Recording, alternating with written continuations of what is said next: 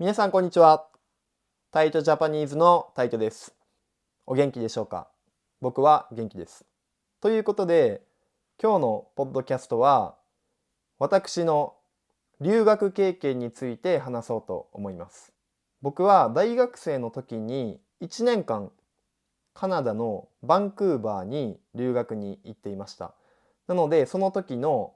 経験体験っていうのを皆さんにお話ししようと思っています。ぜひ最後まで聞いていただいて、皆さんの日本語のリスニング力アップに役立てていただければなと思ってます。はい、この留学1年間行ったっていうふうに今言いましたけど、この1年間っていうのは自分のこれまでの人生の中で一番濃い内容の濃かった1年間です。僕の人生で本当に大きな経験でした。そもそもなんで海外に行こうと思ったのか、なぜ留学をしようと思ったのかっていうところなんですけど、小さい頃から漠然と海外っていうところに興味がありました。例えば音楽、マイケル・ジャクソンが結構好きだったので、マイケル・ジャクソン、英語を話す、英語の曲を聴く、英語ってかっこいいな、海外に行ってみたいなみたいな漠然とした憧れであったり、あとは僕はお姉ちゃんがいるんですけど、お姉ちゃんも海外留学に行っていたので、その影響とかも受けて小さい頃から僕もいつか海外留学に行きたいなっていうふうに思っていました。で、実際に、ここからカナダ・バンクーバーに留学に行ってみてどうだったかっていう話なんですけど、初めは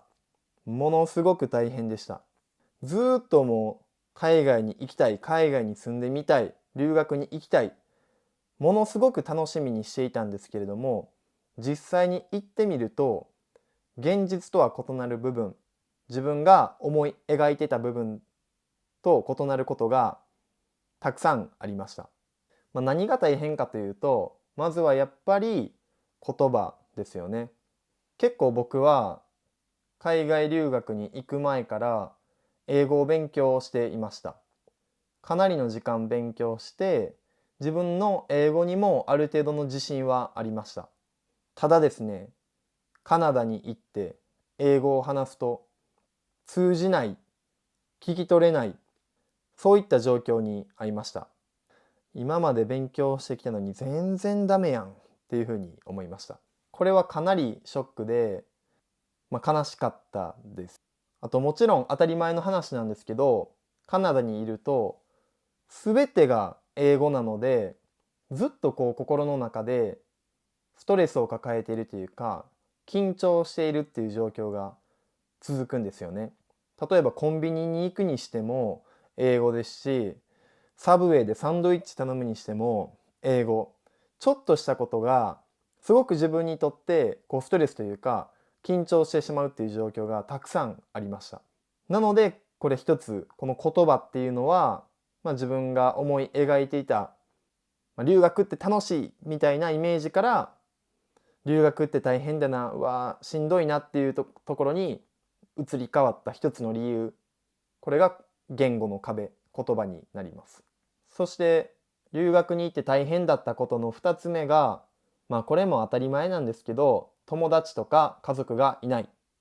もう一人なので、本当に一から友達を作るとか、新しい人に出会うっていうところを始めないといけないので、これもすごく大変でした。覚悟はしていたんですけど、やっぱりなかなか人間って一人になると、不安を抱えてしまったり、すごく寂しくなったり、孤独ってとても怖いことだと思うので、そういった意味で留学って大変だなっていうふうに思ったのは、やはりこの周りに知ってる人がいないっていうところでした。なので特に初めの2ヶ月間とか3ヶ月間っていうのは、本当にこれって自分がやりたかったことなんだっけ、本当に留学に行きたかったのかな、この選択が正解だったのかなっていうふうにとても思いました。なので正直めちゃくちゃしんどい2ヶ月とか3ヶ月間でした。そこから僕の気持ちを大きく変えたのが、やはり友達との出会い、新たな人との出会いっていうところでした。自分の中でやはりこのまま日本には帰れない、せっかく時間と高いお金をかけて海外に来た、で家族にも協力してもらったっていう状況の中で、このまま日本には帰れないぞっていう思いがあったので、とりあえず人に話しかけまくろうっていうふうに決めた日がありました。こう何か行動しないと変わらないなっていうふうに思ったので、そういうふうに決めて、とりあえずいろんな人に積極的に自分から声をかけていきました。それまではどっちかというと、図書館で一人で勉強したりっていう時間が多かったです。周りのみんなが友達とお酒を飲んで遊んでいる時も、いや自分は勉強しに来たんだから図書館に行って勉強するぞっていう風な感じで、一人で机に向かってこうやって勉強する時間が多かったです。ただそこから自分がこう積極的に話しかけることによって、その人も自分に興味を持ってくれて、本当にたくさんの友達がそこからできるようになりました。そういった友達から遊びにも誘ってもらえるようになって、本当にいろんなところに遊びに行って毎日が楽しいって思えたのが、その人に積極的に話しかけるって決めた日から大きく変わったことだと思います。なかなかこの人に話しかけるっていうのは勇気がいることだと思います。特に、異国の地、自分と全然違う価値観とか全然違う文化のある国から来た人に対して、声をかける。もしかしたら嫌われるんじゃないかとか、もしかしたら嫌がられるんじゃないかっていうふうに、思うこともあると思います。とても大変なことだと思います。でも今振り返って見てみると、ああいうふうに積極的に自分から話しかけるっていうふうに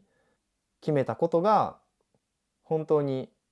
今となってはああいう選択をしてよかったなっていうふうに思っています。やはり結果的に、友達ができてたくさん英語を使うようになって、勉強に図書館に行って机に向かって勉強してるだけだとなかなか言葉って覚えられないんですよね。やっぱり使わないといけない、アウトプットしないといけないから、そこが僕の場合は友達ができて、本当にアウトプットの機会ができたことによって、毎日が楽しいだけじゃなくて、それと同時に英語力もぐんとアップしました。本当になので、この最初の3ヶ月間っていうのはとてもしんどい時間でしたけど、そこからだんだん自分の英語力も上がって友達もできて、毎日が本当に貴重な時間で、本当に楽しいこの留学生活に変わっていきました。今日本で、留学している人であったり働いている人っていうのも同じ思いをしている人がいるんじゃないかなっていうふうに思います。やっぱり日本っていう国は独特だし、英語を話せる人も少ない。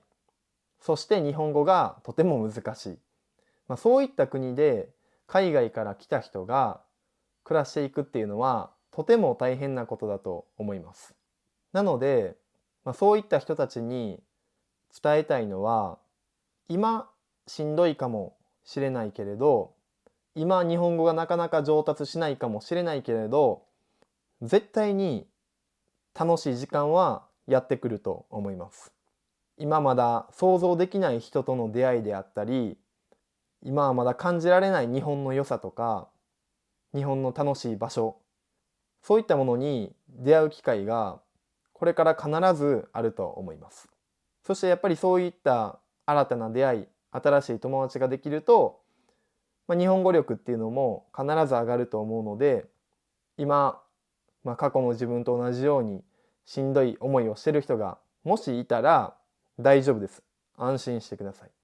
日本留学は、日本で仕事をすることは楽しいことが必ずあると思います。ちょっと僕が日本語下手になったんですけど今。なので、ぜひ皆さんには積極的にいろんな人に話しかけたり、日本語がうまくなくても日本人に話しかけてみたり、そういった自分から積極的に動くことによって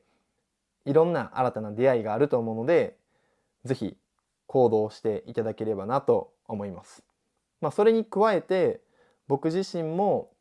そういう海外から日本に来てる人のためのコミュニティとか、みんなでこう遊べる場というか、そういったものを作れればとてもいいのかなというふうに思っているので、ぜひ一緒にそこで日本の生活を楽しみましょう。そして日本語力をアップさせましょう。はい、ということで今日も最後まで聞いていただき本当にありがとうございました。繰り返しになりますけど、留学経験、海外に住むっていうのは想像以上に、自分が思っている以上に大変なことが多いかと思います。でもやっぱりある程度の時間を過ごしていたり、ある程度の日本語話せるようになると、